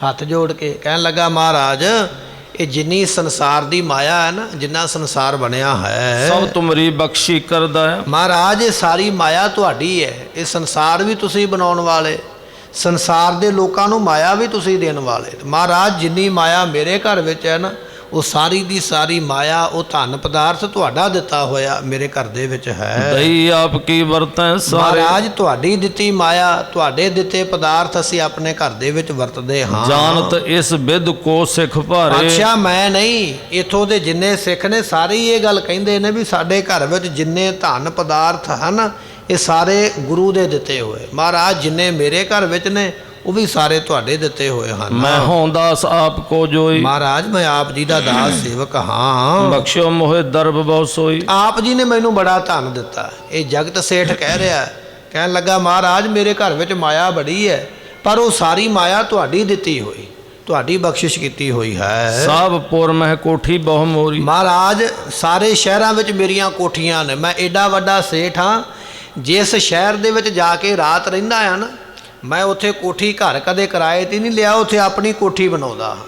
ਇਸ ਦੇਸ਼ ਦੇ ਵਿੱਚ ਜਿੰਨੇ ਸ਼ਹਿਰ ਨੇ ਉਹਨਾਂ ਸ਼ਹਿਰਾਂ ਵਿੱਚ ਮੇਰੀਆਂ ਕੋਠੀਆਂ ਬਣੀਆਂ ਹੋਈਆਂ, ਮੇਰੀਆਂ ਆਪਣੀਆਂ ਰਿਹਾਇਸ਼ ਕਰਨ ਵਾਸਤੇ ਆਪਣੇ ਘਰ ਬਣੇ ਹੋਏ ਹਨ। ਸਭ ਪ੍ਰਕਾਰ ਤੈ ਸੌਜ ਤੇ ਕਨੇਰੀ, ਪਾਤਸ਼ਾਹ ਜੀ ਉਹਨਾਂ ਕੋਠੀਆਂ ਦੇ ਵਿੱਚ ਕੱਲੀਆਂ ਖਾਲੀ ਕੋਠੀਆਂ ਨਹੀਂ, ਕੋਠੀਆਂ ਵਿੱਚ ਖਾਣ ਪੀਣ ਦਾ, ਲੰਮੇ ਪੈਣ ਦਾ, ਸੌਣ ਦਾ, ਨਹਾਉਣ ਧੋਣ ਦਾ ਪੂਰਾ ਪ੍ਰਬੰਧ ਹੈ ਸਾਰਿਆਂ ਥਾਵਾਂ ਤੇ। ਜਿੰਨੇ ਮੇਰੇ ਘਰ ਨੇ ਉਹਨਾਂ ਘਰਾਂ ਦੇ ਵਿੱਚ ਸੌਣ ਦਾ, ਖਾਣ ਦਾ, ਪੀਣ ਦਾ, ਆਰਾਮ ਕਰਨ ਦਾ, ਇਸ਼ਨਾਨ ਕਰਨ ਦਾ ਸਾਰੇ ਦਾ ਸਾਰਾ ਪ੍ਰਬੰਧ ਜੋ ਚਾਹੋ ਉੱਥੋਂ ਮਿਲਦਾ ਹੈ। ਜਿਸ ਜਿਸ ਮਗ ਕੋ ਰਾਵਰ ਜਾਵੇ, ਮਹਾਰਾਜ ਕਿਰਪਾ ਕਰਕੇ ਇਹ ਦੱਸੋ ਵੀ ਤੁਸੀਂ ਜਾਣਾ ਕਿੱਧਰ ਦੀ ਹੈ। ਜਿਹੜੇ ਜਿਹੜੇ ਰਾਹ ਤੁਸੀਂ ਜਾਣਾ, ਮੈਂ ਆਪਣੀਆਂ ਕੋਠੀਆਂ ਉਹ ਤੁਹਾਨੂੰ ਦੱਸ ਦਿੰਦਾ ਵੀ ਕਿੱਧਰ ਦੀ ਜਾਓਗੇ, ਕਿਹੜੇ ਸ਼ਹਿਰ ਮੇਰੀ ਕਿਹੜੀ ਕੋਠੀ ਹੈ, ਕਿਹੜੇ ਸ਼ਹਿਰ ਮੇਰੀ ਕਿਹੜੀ ਕੋਠੀ ਹੈ, ਕਿੱਥੇ ਹੈ। ਮਹਾਰਾਜ ਮੈਂ ਸਾਰੀਆਂ ਹੀ ਤੁਹਾਨੂੰ ਦੱਸ ਦਿੰਦਾ। ਜਿਹੜੇ ਜਿਹੜੇ ਰਾਹ ਜਾਓਗੇ ਨਾ, ਜਿੱਥੇ ਰਾਤ ਪਵੇਗੀ ਮੇਰੀ ਕੋਠੀ ਵਿੱਚ ਜਾ ਕੇ ਰਿਹਾ ਕਰੋ, ਉੱਥੇ ਖਾਣ ਦਾ, ਪੀਣ ਦਾ, ਇਸ਼ਨਾਨ ਦਾ ਸਾਰਾ ਪ੍ਰਬੰਧ ਹੋਵੇਗਾ। ਮਹਾਰਾਜ ਇੰਨੀ ਆਪ ਜੀ ਦੀ ਮੇਰੇ ਤੇ ਕਿਰਪਾ ਹੈ। ਜਹ ਜਹ ਨਿਸਮੈ ਡੇਰੋ ਪਾ, ਮਹਾਰਾਜ ਜਿੱਥੇ ਜਿੱਥੇ ਤੁਹਾਡਾ ਰਾਤ ਨੂੰ ਡੇਰਾ, ਜਿੱਥੇ ਤੁਸੀਂ ਰਾਤ ਨੂੰ ਰੁਕਣਾ ਹੈ, ਤੇ ਖਰਚ ਲਿਓ ਮਨ ਭਾਇਆ, ਤੇ ਮਹਾਰਾਜ ਮੇਰੇ ਘਰ ਰੁਕੋ। ਸਾਰੇ ਸ਼ਹਿਰਾਂ ਵਿੱਚ ਮੇਰੀਆਂ ਕੋਠੀਆਂ, ਜਿਹੜੇ ਸ਼ਹਿਰ ਵਿੱਚ ਰੁਕੋਗੇ ਰੁਕਣ ਵਾਸਤੇ ਮੰਜਾ ਬਿਸਤਰਾ ਤੇ ਮਿਲਣਾ ਹੀ ਹੈ, ਪ੍ਰਸ਼ਾਦਾ ਪਾਣੀ ਵੀ ਮਿਲੇਗਾ, ਔਰ ਜਿੰਨੀ ਮਾਇਆ ਤੁਸੀਂ ਖਰਚਣੀ ਹੋਵੇਗੀ ਉਹ ਵੀ ਤੁਹਾਨੂੰ ਉੱਥੇ ਬੈਠਿਆਂ ਹੀ ਪਹੁੰਚਿਆ ਕਰੇਗੀ। ਤੁਹਾਨੂੰ ਕੁਝ ਕਰਨ ਦੀ ਲੋੜ ਨਹੀਂ। ਮੈਂ ਆਪ ਜੀ ਦਾ ਦਾਸ ਹਾਂ, ਮੈਨੂੰ ਆਪ ਜੀ ਨੇ ਬੜੀ ਮਾਇਆ ਦਿੱਤੀ ਹੈ, ਧਨ ਬੜਾ ਦਿੱਤਾ ਹੈ, ਪਰ ਉਹ ਧਨ ਸਾਰਾ ਆਪ ਜੀ ਦਾ ਹੀ ਹੈ। ਇਸ ਕਰਕੇ ਮੈਂ ਬੇਨਤੀ ਕਰਦਾ ਵੀ ਜੇ ਤੁਸੀਂ ਜਾਣ ਲੱਗੇ ਹੋ ਉਹ ਤੁਹਾਡੀ ਮਰਜ਼ੀ ਹੈ, ਪਰ ਜਾਂਦਿਆਂ ਜਿੱਥੇ ਜਿੱਥੇ ਰਾਤ ਪਵੇ ਮੇਰੀਆਂ ਕੋਠੀਆਂ ਵਿੱਚ ਆਪ ਜੀ ਰਹਿੰਦੇ ਜਾਓ, ਤੇ ਸਾਰੇ ਪ੍ਰਬੰਧ ਮੈਂ ਇੱਥੋਂ ਬੈਠਿਆ ਆਪਣੇ ਨੌਕਰਾਂ ਨੂੰ ਕਹਿ ਕੇ ਕਰ ਦੇਣੇ ਹਨ। ਰਹੋ ਜੇ ਤੱਕ ਦਿਨ ਤਹਿਰ ਤੇ ਕਾਇਆ, ਮਹਾਰਾਜ ਜਿੰਨੇ ਦਿਨ ਕੋਠੀਆਂ ਵਿੱਚ ਰਹਿਣਾ ਪਵੇ, ਆਪ ਜੀ 1 ਦਿਨ 2 ਦਿਨ 10 ਦਿਨ ਮਹੀਨਾ ਜਿੰਨਾ ਚਿਰ ਮਰਜ਼ੀ ਰਹਿ ਸਕਦੇ ਹੋ। ਖਾਨ ਪਾਨ ਸ਼ੁਭ ਬਸਤਰ ਜੇ ਚਾਹੀਏ, ਮਹਾਰਾਜ ਖਾਣ ਵਾਸਤੇ ਉੱਥੇ ਪ੍ਰਬੰਧ ਹੈ, ਪੀਣ ਵਾਸਤੇ ਉੱਥੇ ਪ੍ਰਬੰਧ ਹੈ, ਸੋਹਣੇ ਤੇ ਨਵੇਂ ਕੱਪੜੇ ਪਾਉਣ ਦਾ ਉੱਥੇ ਕੋਠੀਆਂ ਵਿੱਚ ਮੈਂ ਪ੍ਰਬੰਧ ਕੀਤਾ ਹੋਇਆ। ਨਵੇਂ ਕੱਪੜੇ ਮਿਲਣਗੇ, ਨਵੇਂ ਬਿਸਤਰੇ ਮਿਲਣਗੇ, ਸਾਰੇ ਪ੍ਰਬੰਧ ਹੋ ਜਾਣਗੇ। ਮਮ ਕੋਠੀ ਸਿੱਖ ਕੋ ਪਠ ਕਹੀ, ਮਹਾਰਾਜ ਇੱਕ ਸਿੱਖ ਭੇਜ ਦਿਓ ਮੇਰੀ ਕੋਠੀ। ਪਹਿਲਾਂ ਸੁਨੇਹਾ ਭੇਜ ਦਿਆ ਕਰੋ ਵੀ ਅੱਜ ਅਸੀਂ ਫਲਾਣੇ ਸ਼ਹਿਰ ਦੇ ਵਿੱਚ ਆ, ਇੱਕ ਸੁਨੇਹਾ ਪਹੁੰਚਣ ਦੀ ਢੇਰ ਹੈ। ਮਮ ਗੁਮਾਸ਼ ਤੇ ਮਗ ਮਹਿ ਜੇ, ਮਹਾਰਾਜ ਮੇਰੀਆਂ ਜਿੰਨੀਆਂ ਵੀ ਰਿਹਾਇਸ਼ਾਂ ਨੇ, ਜਿੰਨੇ ਵੀ ਮੇਰੇ ਟਿਕਾਣੇ ਹਨ, ਮੈਂ ਲਿਖ ਦਿਓ ਮਾਨ ਹੈ ਸੇ। ਮਹਾਰਾਜ ਮੈਂ ਹੁਣੇ ਚਿੱਠੀਆਂ ਲਿਖ ਦਿੰਦਾ, ਤੁਸੀਂ ਮੈਨੂੰ ਰਾਹ ਦੱਸੋ ਵੀ ਜਾਣਾ ਕਿੱਧਰ ਦੀ ਹੈ, ਰੂਟ ਕਿਹੜਾ ਬਣਾਉਣ ਲੱਗੇ ਹੋ, ਕਿਹੜੇ ਕਿਹੜੇ ਸ਼ਹਿਰਾਂ ਵਿੱਚ ਹੋ ਕੇ ਜਾਣਾ ਮੈਨੂੰ ਦੱਸ ਦਿਓ। ਮੈਂ ਹੁਣੇ ਚਿੱਠੀਆਂ ਆਪਣੇ ਨੌਕਰਾਂ ਨੂੰ ਲਿਖ ਦਿੰਦਾ ਵੀ 10ਵੇਂ ਪਾਤਸ਼ਾਹ ਆ ਰਹੇ ਨੇ, ਮੇਰੀਆਂ ਕੋਠੀਆਂ ਵਿੱਚ ਇਹਨਾਂ ਦੀ ਸੇਵਾ ਕੀਤੀ ਜਾਵੇ। ਇਸ ਤਰ੍ਹਾਂ ਉਹ ਜਗਤ ਸੇਠ ਨਾਮ ਦਾ ਜਿਹੜਾ ਵਿਅਕਤੀ ਕਹਿੰਦਾ ਹੈ, ਜਿਤਕ ਸੇਵ ਮੋਤੇ ਹੋ ਜਾਏ, ਮਹਾਰਾਜ ਜਿੰਨਾ ਹੋ ਸਕਦਾ ਮੈਂ ਸੇਵਾ ਕਰਾਂਗਾ। ਮੈਂ ਨਿਚੈ ਜਾਨੋ ਮੈਂ ਸਫਲਾਈ, ਸਮਝਾਂਗਾ ਮੈਂ ਸਫਲਾ ਹੋ ਗਿਆ। ਜੇ ਮੈਨੂੰ ਸੇਵਾ ਦੇਤੀ ਨਾ ਤੁਸੀਂ, ਮੈਂ ਸਮਝਾਂਗਾ ਮੇਰੀਆਂ ਕੋਠੀਆਂ ਵੀ ਸਫਲੀਆਂ ਹੋ ਗਈਆਂ, ਮੈਂ ਵੀ ਸਫਲਾ ਹੋ ਗਿਆ। ਇਹ ਮੈਨੂੰ ਸੇਵਾ ਦੇ ਦਿਓ। ਜਗਤ ਸੇਠ ਕੀ ਸੁਣ ਕਰ ਬਾਣੀ, ਜਗਤ ਸੇਠ ਦੀ ਬਾਣੀ ਸੁਣ ਕੇ, ਬਚਨ ਸੁਣ ਕੇ, ਉਹਦੀ ਬੇਨਤੀ ਸੁਣ ਕੇ ਮਹਾਰਾਜ ਸਾਹਿਬ ਜੀ ਉਸ ਵੇਲੇ ਗੁਰ ਪ੍ਰਸੰਨਤਾ ਕੀਨ ਮਹਾਨੀ, ਸਤਿਗੁਰੂ ਪਾਤਸ਼ਾਹ ਨੇ ਬੜੀ ਇਹਦੇ ਤੇ ਖੁਸ਼ੀ ਕੀਤੀ, ਬੜੇ ਪ੍ਰਸੰਨ ਹੋ ਕੇ ਕਹਿਣ ਲੱਗੇ ਹਨ, ਜੋ ਤੁਮ ਭਾਓ ਹਮਾਰੋ ਕਰਿਓ। ਸਤਿਗੁਰੂ ਪਾਤਸ਼ਾਹ ਕਹਿਣ ਲੱਗੇ ਇਹ ਜਗਤੇ ਸੇਠ ਤੂੰ ਸਾਡਾ ਬਹੁਤ ਸਤਿਕਾਰ ਕੀਤਾ, ਸਾਡੇ ਨਾਲ ਬੜਾ ਪ੍ਰੇਮ ਕੀਤਾ, ਬੜਾ ਪਿਆਰ ਕੀਤਾ, ਐਡੀ ਵੱਡੀ ਭਾਵਨਾ ਲੈ ਕੇ ਆਇਆ। ਮਹਾਰਾਜ ਜਿਹੜੇ ਸ਼ਹਿਰ ਵਿੱਚ ਰੁਕੋਗੇ ਮੈਂ ਪ੍ਰਬੰਧ ਕਰਾਂਗਾ। ਅਸੀਂ ਤੇਰਾ ਪ੍ਰੇਮ ਵੇਖ ਕੇ, ਤੇਰੀ ਭਾਵਨਾ ਵੇਖ ਕੇ ਬੜੇ ਖੁਸ਼ ਹੋਏ ਹਾਂ। ਸੇਵਾ ਵਿਖੇ ਪ੍ਰੇਮ ਕੋ ਧਰਿਓ, ਤੂੰ ਸਾਡੀ ਸੇਵਾ ਬੜੇ ਪ੍ਰੇਮ ਦੇ ਨਾਲ ਕੀਤੀ ਹੈ, ਜਿਸ ਕੋ ਫਲ ਹੋਵੇ ਤੁਝ ਭਾਰੋ। ਇਸ ਦਾ ਤੈਨੂੰ ਬੜਾ ਫਲ ਮਿਲੇਗਾ। ਜਿਹੜੀ ਤੂੰ ਇਹ ਗੱਲ ਕਹਿਤੀ ਹੈ ਨਾ ਮਹਾਰਾਜ ਕਿੱਧਰ ਦੀ ਜਾਣਾ, ਮੈਂ ਸਾਰੇ ਪ੍ਰਬੰਧ ਕਰਦਾ। ਪਾਤਸ਼ਾਹ ਕਹਿੰਦੇ ਤੇਰੇ ਇਹਨਾਂ ਬਚਨਾਂ ਦਾ ਤੈਨੂੰ ਫਲ ਬੜਾ ਵੱਡਾ ਮਿਲੇਗਾ, ਤੈਨੂੰ ਬਖਸ਼ਿਸ਼ ਬਹੁਤ ਵੱਡੀ ਮਿਲੇਗੀ। ਲక్ష్ਮੀ ਬਹੁ ਘਰ ਥਿਰੈ ਤੇਰੇ ਉਦਾਰ, ਘਰ ਦੇ ਵਿੱਚ ਇੰਨੀ ਮਾਇਆ ਹੋਵੇਗੀ ਨਾ, ਤੂੰ ਤੇ ਹੁਣ ਹੀ ਕਹਿੰਦਾ ਨਾ ਵੀ ਮੈਂ ਬੜਾ ਅਮੀਰ ਹਾਂ, ਇਹ ਤੇ ਕੁਝ ਵੀ ਨਹੀਂ। ਆਉਣ ਵਾਲੇ ਸਮੇਂ ਵਿੱਚ ਤੇਰੇ ਘਰ ਵਿੱਚ ਇੰਨੀ ਮਾਇਆ ਹੋਵੇਗੀ, ਇੰਨਾ ਧਨ ਹੋਵੇਗਾ, ਉਹ ਧਨ ਤੇ ਮਾਇਆ ਰੱਖਣ ਵਾਸਤੇ ਤੇਰੇ ਕੋਲ ਥਾਂ ਨਹੀਂ ਹੋਵੇਗਾ। ਇੰਨੀ ਮਾਇਆ ਦੇ ਨਾਲ ਤੂੰ ਭਰਪੂਰ ਹੋਣਾ ਹੈ। ਤਿਸ ਤੇ ਟੋਟਾ ਕਿਤੋਂ ਨਾ ਪਾਵੇ। ਤੈਨੂੰ ਕਿਸੇ ਪਾਸਿਓਂ ਘਾਟਾ ਪੈਣਾ ਹੀ ਨਹੀਂ। ਮਿੱਟੀ ਨੂੰ ਵੀ ਹੱਥ ਲਾਵੇਂਗਾ ਸੋਨਾ ਬਣੇਗਾ। ਕੋਈ ਇਹੋ ਜਿਹਾ ਕੰਮ ਨਹੀਂ ਜਿਹੜਾ ਤੂੰ ਕਰੇਗਾ ਤੇ ਘਾਟਾ ਪਵੇਗਾ। ਘਾਟਾ ਪੈ ਹੀ ਨਹੀਂ ਸਕਦਾ। ਇਹ ਸਾਡੇ ਬਚਨ ਹਨ। ਲਾਭ ਲੇਤ ਹੀ ਬੈਸ ਬਿਤਾਵੇਂ। ਤੇਰੀ ਸਾਰੀ ਉਮਰਾਂ ਲਾਭ ਲੈਂਦਿਆਂ, ਸਾਰੀ ਉਮਰਾਂ ਕਮਾਈ ਕਰਦਿਆਂ, ਸਾਰੀ ਉਮਰਾਂ ਫਾਇਦਾ ਲੈਂਦਿਆਂ ਹੀ ਬਤੀਤ ਹੋਣੀ ਹੈ। ਹਮ ਕੋਠੀ ਤੇ ਲਹਿ ਕੇ ਨਹੀਂ। ਅਸੀਂ ਕੋਠੀ ਤੋਂ ਕੁਝ ਲਈਏ ਤੇ ਭਾਵੇਂ ਨਾ ਲਈਏ। ਇਹ ਨਹੀਂ ਵੀ ਅਸੀਂ ਜਾਂਦਿਆਂ ਤੇਰੀ ਕੋਠੀਆਂ ਵਿੱਚ ਰਵਾਂਗੇ, ਤੇਰੇ ਉੱਥੇ ਪ੍ਰਸ਼ਾਦੇ ਪਾਣੀ ਦੇ ਪ੍ਰਬੰਧ ਨੂੰ ਛਕਾਂਗੇ, ਉਹ ਵੱਖਰੀ ਗੱਲ ਹੈ। ਅਸੀਂ ਕੋਠੀ ਵਿੱਚ ਰਹੀਏ ਤੇ ਭਾਵੇਂ ਨਾ ਰਹੀਏ, ਪਰ ਬਚਨ ਸਾਡਾ ਇਹ ਆ ਵੀ ਤੇਰੇ ਆਉਣ ਵਾਲੇ ਸਮੇਂ ਵਿੱਚ ਤੈਨੂੰ ਘਾਟਾ ਨਹੀਂ ਰਹਿਣਾ। ਤੇਰੇ ਕੰਮ ਸਾਰੇ ਸਿੱਧੇ ਹੋਣੇ ਹਨ। ਕਹਿਬੇ ਤੇ ਫਲ ਭਾ ਤੁਮ ਪਾਈ। ਬਸ ਤੇਰੇ ਕਹਿਣ ਤੇ ਹੀ ਫਲ ਮਿਲ ਗਿਆ। ਹਾਲੇ ਵੇਖੋ ਉਹਨੇ ਸੇਵਾ ਕੀਤੀ ਨਹੀਂ ਹੈ, ਹਾਲੇ ਤੇ ਉਹਨੇ ਬੇਨਤੀ ਕੀਤੀ ਹੈ ਵੀ ਮਹਾਰਾਜ ਜਿੱਧਰ ਦੀ ਜਾਓਗੇ ਮੈਨੂੰ ਦੱਸ ਦਿਓ, ਮੈਂ ਪ੍ਰਬੰਧ ਕਰ ਦਿਆਂ।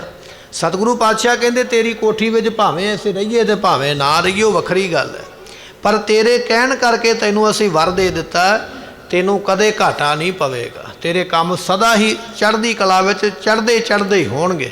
ਕਦੇ ਤੇਰਾ ਕੰਮ ਕੋਈ ਢਹਿੰਦੀ ਕਲਾ ਨੂੰ ਨਹੀਂ ਜਾਏਗਾ। ਹਮ ਸੁਣ ਕਹਿ ਕੀ ਭਾ ਬਿਸਲ। ਹੁਣ ਤੇਰੀ ਬੇਨਤੀ ਸੁਣ ਕੇ ਤੂੰ ਸਾਡੇ ਨਾਲ ਬਹੁਤਾ ਪਿਆਰ ਕੀਤਾ ਹੈ। ਤੁਝ ਕੋ ਫਲ ਪ੍ਰਾਪਤ ਇਸ ਕਲ। ਇਹਦਾ ਫਲ ਤੈਨੂੰ ਮਿਲੇਗਾ। ਤੂੰ ਚੱਲ ਕੇ ਆਇਆ ਨਾ ਘਰੋਂ ਸਾਨੂੰ ਇਹ ਕਹਿਣ ਵਾਸਤੇ, ਇਸ ਚੀਜ਼ ਦਾ ਤੈਨੂੰ ਫਲ ਮਿਲਣਾ ਹੈ। ਜਗਤ ਸੇਠ ਸੁਣ ਕੇ ਉਹ ਗੁਰਬਾਣੀ। ਜਿਹੜਾ ਜਗਤਾ ਸੇਠ ਸੀ ਨਾ, ਮਹਾਰਾਜ ਦੇ ਬਚਨ ਸੁਣ ਕੇ ਭਇਓ ਆਨੰਦ ਨਾ ਜਾਏ ਬਖਨ। ਇੰਨਾ ਖੁਸ਼ ਹੋਇਆ, ਇੰਨਾ ਆਨੰਦ ਵਿੱਚ ਹੋਇਆ ਵੀ ਉਹਦੇ ਕੋਲੋਂ ਹੁਣ ਗੱਲ ਕਹਿਣ ਦੀ ਸਮਰੱਥਾ ਨਹੀਂ ਰਹਿ ਗਈ। ਹੁਣ ਮੂੰਹੋਂ ਬੋਲ ਕੇ ਕਿਹਾ ਨਹੀਂ ਜਾਂਦਾ। ਮਹਾਰਾਜ ਦਾ ਸ਼ੁਕਰਾਨਾ ਨਹੀਂ ਕਰ ਸਕਦਾ, ਧੰਨਵਾਦ ਨਹੀਂ ਕਰ ਸਕਿਆ। ਜ਼ੁਬਾਨ ਰੁਕ ਗਈ, ਬਾਣੀ ਰੁਕ ਗਈ, ਹੁਣ ਕਹਿ ਨਹੀਂ ਸਕਦਾ। ਇੰਨਾ ਖੁਸ਼ ਹੋਇਆ ਮਹਾਰਾਜ ਦੇ ਬਚਨ ਸੁਣ ਕੇ। ਗੁਰ ਪ੍ਰਸੰਨਤਾ ਮੋਂ ਪਰ ਹੋਈ। ਮਨ ਵਿੱਚ ਸੋਚਦਾ ਮਹਾਰਾਜ ਨੇ ਮੇਰੇ ਤੇ ਬੜੀ ਖੁਸ਼ੀ ਕੀਤੀ ਹੈ। ਲਿਖੀ ਪੱਤਰ ਕਾ ਪੁਰ ਪੁਰ ਸੋਈ। ਇਸਨੇ ਫਿਰ ਵੀ, ਮਹਾਰਾਜ ਨੇ ਆਖਿਆ ਨਹੀਂ ਵੀ ਤੇਰੀ ਕੋਠੀ ਵਿੱਚ ਰੁਕਾਂਗੇ, ਫਿਰ ਵੀ ਇਸ ਸੇਠ ਨੇ ਚਿੱਠੀਆਂ ਲਿਖੀਆਂ। ਕਹਿਣ ਲੱਗਾ ਜਿੰਨਿਆਂ ਸ਼ਹਿਰਾਂ ਦੇ ਵਿੱਚ ਮੇਰੀਆਂ ਕੋਠੀਆਂ ਨੇ, ਉਹਨਾਂ ਕੋਠੀਆਂ ਵਿੱਚ ਜਿੰਨੇ ਨੌਕਰ ਰਹਿੰਦੇ ਨੇ ਸਾਰਿਆਂ ਨੂੰ ਚਿੱਠੀਆਂ ਲਿਖ ਕੇ ਪਾਈਆਂ। ਚਿੱਠੀ ਵਿੱਚ ਲਿਖਦਾ ਹੈ ਨਿਜ ਥਲ ਵਿਖੈ ਪੁਚਾਵਨ ਕਰੇ। ਇਸ ਨੇ ਉਹ ਚਿੱਠੀਆਂ ਆਪਣੇ ਨੌਕਰਾਂ ਨੂੰ ਲਿਖ ਦਿੱਤੀਆਂ। ਉਹਦੇ ਵਿੱਚ ਲਿਖਿਆ 10ਵੇਂ ਪਾਤਸ਼ਾਹ ਧੰਨ ਗੁਰੂ ਗੋਬਿੰਦ ਰਾਏ ਮਹਾਰਾਜ ਜੀ ਆ ਰਹੇ ਨੇ। ਜਿਸ ਸ਼ਹਿਰ ਦੇ ਵਿੱਚ, ਜਿਸ ਕੋਠੀ ਵਿੱਚ ਰੁਕਣ, ਇਹਨਾਂ ਦਾ ਸਾਰਾ ਪ੍ਰਬੰਧ ਮੇਰੇ ਵੱਲੋਂ ਕੀਤਾ ਜਾਵੇ, ਸਾਰਾ ਖਰਚਾ ਮੇਰੇ ਵੱਲੋਂ ਲਾਇਆ ਜਾਏ। ਇਹਨੇ ਆਪਣੇ ਨੌਕਰਾਂ ਨੂੰ ਚਿੱਠੀਆਂ ਲਿਖ ਦਿੱਤੀਆਂ। ਜਬ ਦੇਖੋ ਗੁਰ ਨਿਜ ਪੁਰ ਬਰੇ। ਇਸਨੇ ਨੌਕਰਾਂ ਨੂੰ ਆਖਿਆ ਜਦੋਂ ਤੁਹਾਨੂੰ ਪਤਾ ਲੱਗ ਜਾਵੇ ਕਿ ਸਤਿਗੁਰੂ ਸ਼ਹਿਰ ਦੀ ਹੱਦ ਵਿੱਚ ਆ ਗਏ ਨੇ, ਤੁਸੀਂ ਬੈਠੇ ਨਹੀਂ ਰਹਿਣਾ ਅੰਦਰ, ਤੁਸੀਂ ਭੱਜ ਕੇ ਜਾ ਕੇ ਸਤਿਗੁਰਾਂ ਨੂੰ ਅੱਗੋਂ ਲੈ ਕੇ ਆਉਣਾ, ਵਾਰ-ਵਾਰ ਬੇਨਤੀਆਂ ਕਰਕੇ ਉਹਨਾਂ ਨੂੰ ਘਰ ਦੇ ਵਿੱਚ ਟਿਕਾਉਣਾ ਹੈ।